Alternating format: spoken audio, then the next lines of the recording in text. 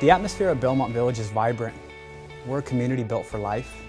We thrive and promote independence, engagement, social activity. It's an environment where we want our residents to have fun. And the beauty of it really is it allows our residents to age in place. They don't need to move. This is home.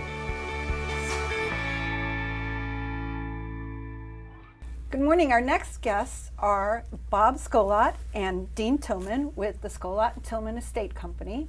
And they have done a number of estate sales for our clients, and they are the absolute best. So welcome.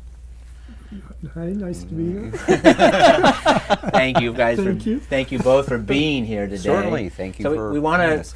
take people through the logistics of what you really do and how involved you get in the process of an estate sale, as opposed to just seeing the sign out there on the weekends, as many people do.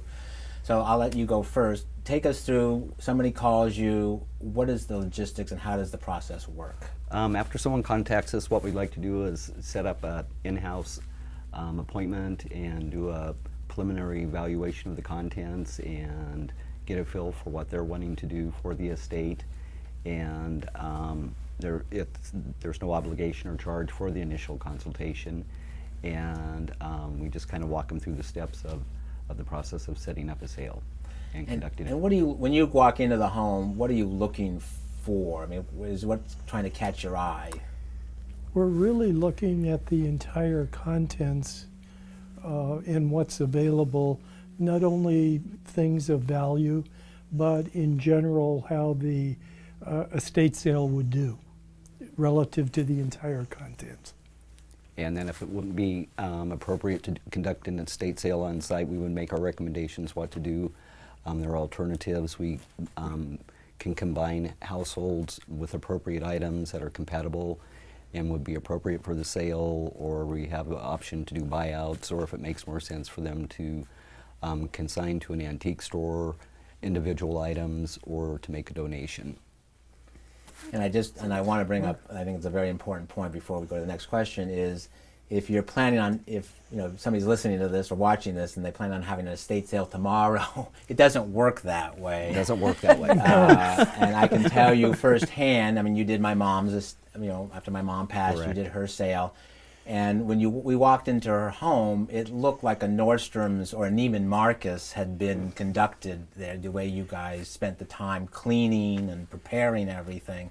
It was really beautiful, and it Well, was thank you. a great testimonial to her, the way she wanted everything done. So I appreciate it. But again, it doesn't happen overnight. You guys really take weeks to make sure it maximize the dollars. We can work on a 3-week process. We usually like to have 4 to 6 weeks to set up a sale properly, because when we do go in to do an estate sale, absolutely everything is cleaned and polished. The house is totally restaged to maximize the earning potential for the items in the home. I know. And then if there are items of excess value, we have auction house placement available as well for the estate. It's really beautiful. Yeah, Thank you. we work with auction houses on the East Coast, and it's normally sent back there of things of significant value. So what would your recommendation be to homeowners or heirs who are thinking of conducting an estate sale, and what should they not do? What they should do is take what they want and leave absolutely everything else. Throw nothing away, take what you want and walk out the door.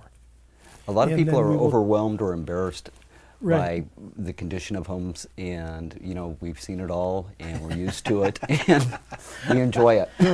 We have no surprises. That's part of the intrigue of uncovering secret treasures. Exactly. Right. Yeah, and I want to reiterate that point. Is people go, well, I took a lot of the stuff to Salvation Army and Goodwill, which is very nice, and I understand that, but what makes a great estate sale is really having exposure to everything and letting you guys decide Exactly. Correct. how to market it. Correct. Goodwill and the donations are a great thing to do at the end of a sale, but Right. don't do it prior to a Right. sale, and don't try to hold a garage sale, because then the property and the merchandise has been exposed, and to get return customers there is going to be very difficult. Okay, that's interesting.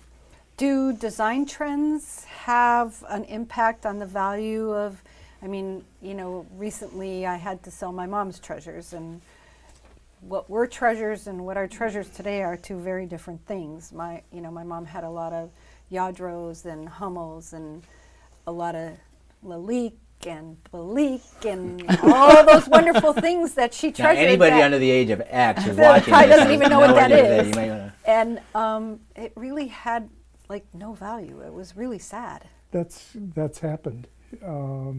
And the internet, I think, has had a lot to do with that, as well as the younger people are no longer interested in a lot of the items their parents or family had.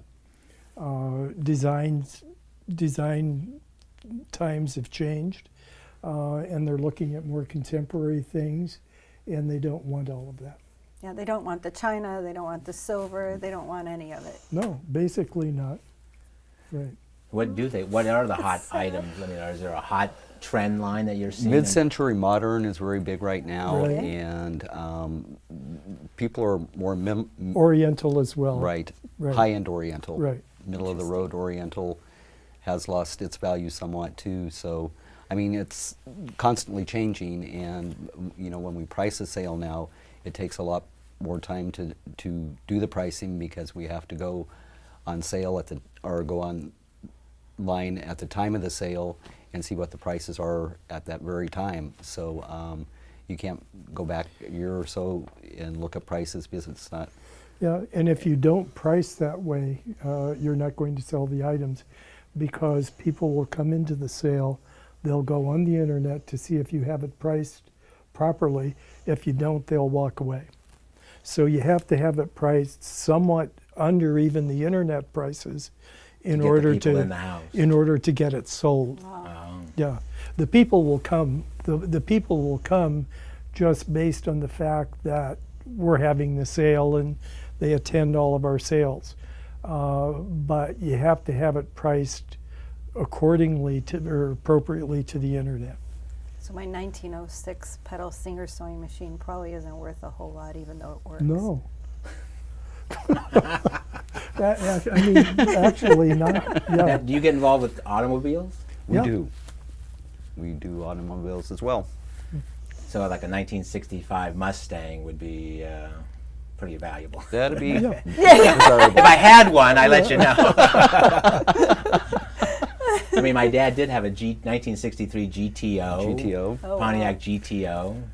In obviously 1960, no longer, but I'm just saying, I'm thinking of all Right. the cars that we've had over the years could have retired on that. That Mustang. The Mustang would have been nice. So your marketing, do you maintain a data? How do you market the sale?